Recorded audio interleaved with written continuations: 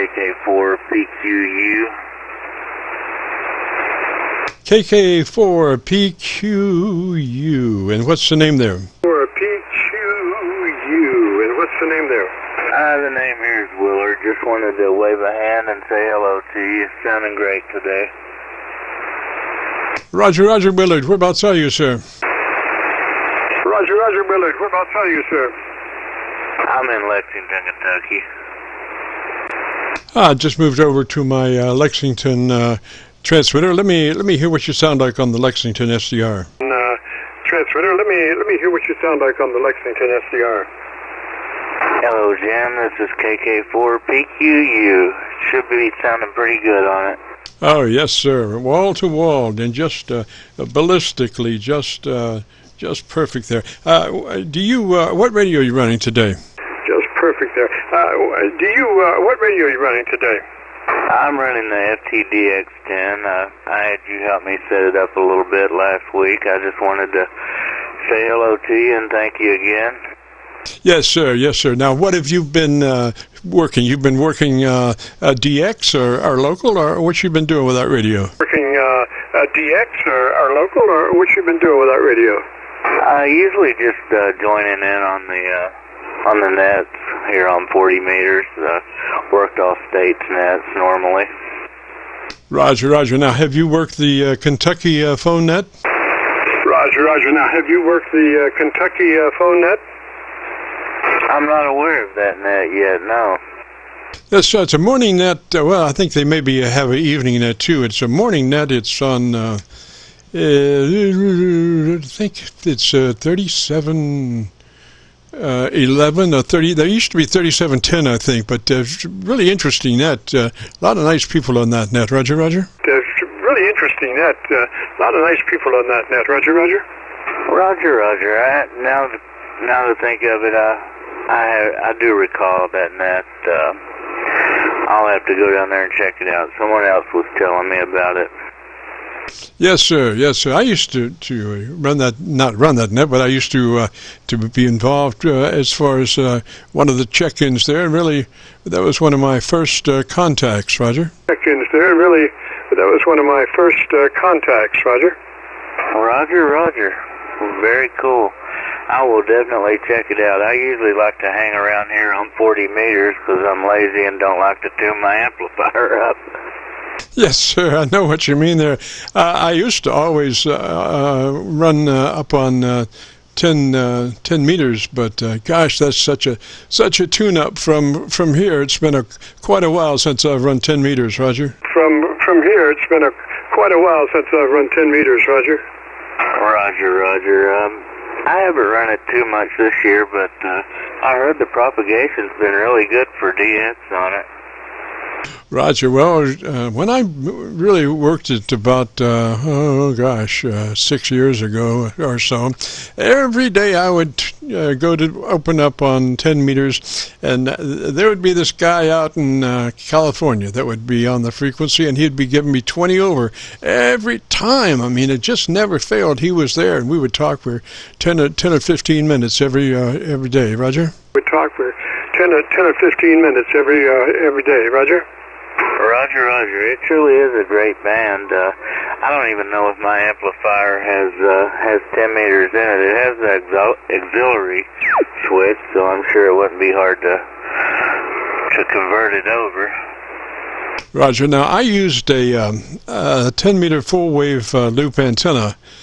It was kind of headed east or west, whichever way you looked. It didn't make much difference. It was seemed to be as hot off one side as off the other. But yeah, and it just did a beautiful job, Roger. Just did a beautiful job, Roger.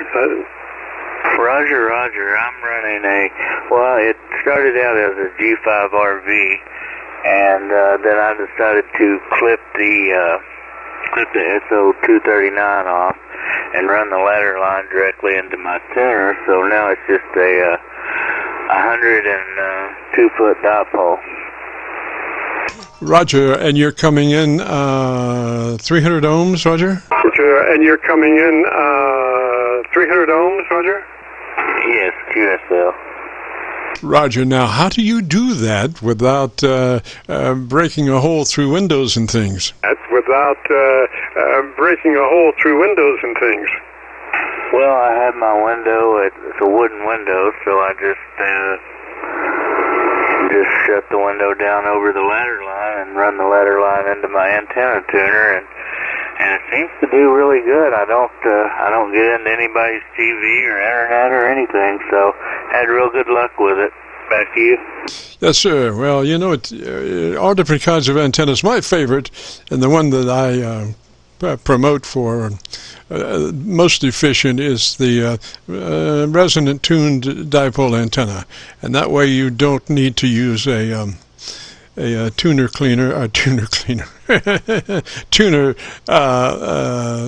with it, because there is no, you are directly, that antenna is tuned and you just run right to it and fire to the wire. In the beginning I was running a tuner. I'm still running a tuner, but I'm bypassing it, but I'm using the metering system on the antenna tuner as it is. But I was running, in the beginning I was trying to run 40 meters with an 80 meter antenna, and that's pretty hard, and I was noticing a lot of heat coming off the antenna tuner, and that's a 3 kW antenna tuner.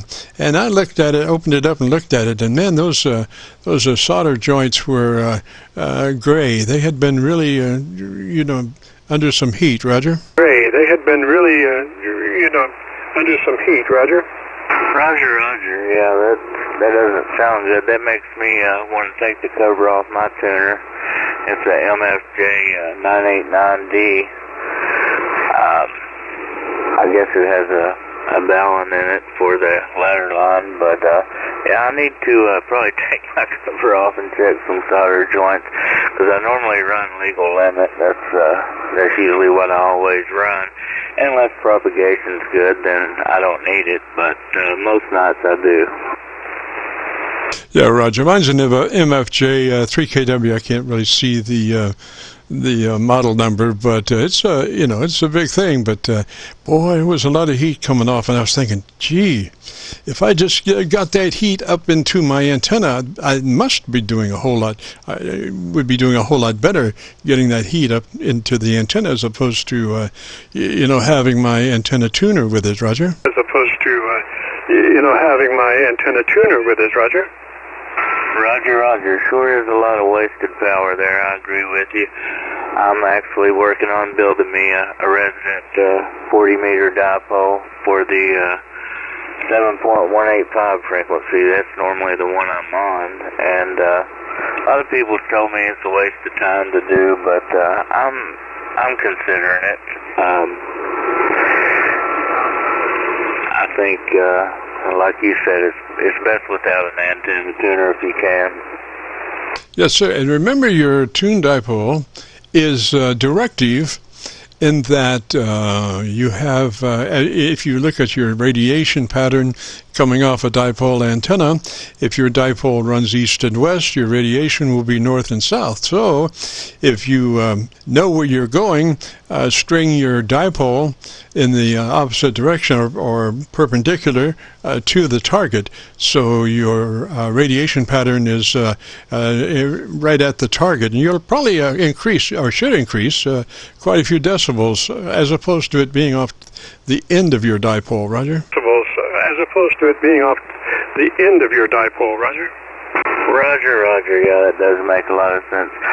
Well, I don't want to tie your net up too long there, Jim. I just wanted to say thank you for helping me set up and everything, and I think I'm going to get in here and eat some leftovers from yesterday. I hope you had a good Thanksgiving. Oh, yes, and a beautiful breakfast this morning. Sometimes the breakfast after is better than the dinner before, if you know what I mean. 73 there, Willard, and thanks for dropping by. FTDX-10 is sounding just beautiful.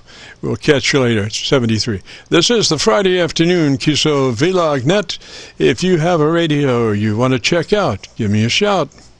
If you have a radio you want to check out, give me a shout.